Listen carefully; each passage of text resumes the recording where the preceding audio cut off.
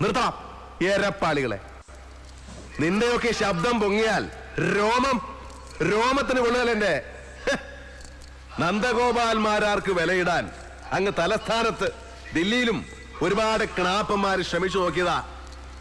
നാസിക്കിലെ reserve ബാങ്കിന്റെ നോട്ടടിക്കുന്ന press ഉണ്ടല്ലോ, കമ്മട്ടം, അതെടുത്തോണ്ട് വന്ന് തുലാഭാരം തൂക്കിയാലും മാരാരിരിക്കുന്ന തട്ട് താണു തന്നെ ഇരിക്കും.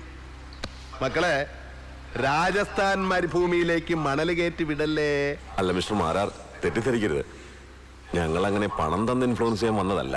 പണമല്ല, പവറായാലും അതിന്റെ ഒന്നും മുമ്പ് വീണ ചരിത്രം ഈ മാരാർക്കില്ല. ഞാൻ ഏത് കേസ് വാദിക്കണം, ഏത് ഏറ്റെടുക്കരുത് എന്നുള്ള കാര്യങ്ങളിലൊക്കെ നിർദ്ദേശം തരാൻ നിന്നെയൊക്കെ ഇങ്ങോട്ട് അയച്ച മണപ്പള്ളി ഭാസ്കരനോ പവിത്രനോ ആരാ ഇവൻ? ദേവേന്ദ്രൻ അച്ഛൻ മുത്തുപെട്ടനോ? പോയാ ചെറ്റയോട് പറഞ്ഞേക്ക്, മാരാരി കേസിൽ അപ്പീർ ചെയ്യുകയും ചെയ്യും, മേനോൻ സാറിനെ പുല്ലുപോലെ ഇറക്കിക്കൊണ്ട് വരികയും ചെയ്യുമെന്ന്. എന്നെ വിളിച്ചത് ഇന്ദു ചൂടനാ. അവൻ ജയിക്കുന്നത് വരെ ഞാൻ അവന്റെ കൂടെ ഉണ്ടാകുകയും ചെയ്യും. അത് കാണാൻ തന്നെ ഞാൻ വന്നത്. സാറന്മാർക്ക് ഞാൻ പറഞ്ഞത് മുഴുവൻ മനസ്സിലായെങ്കിൽ എഴുന്നേറ്റ ആസനത്തിലെ പൊടിയും തട്ടി നേരെ കിഴക്കോട്ട് വെച്ച് പിടിച്ചോ. എണിച്ചു പോടാം.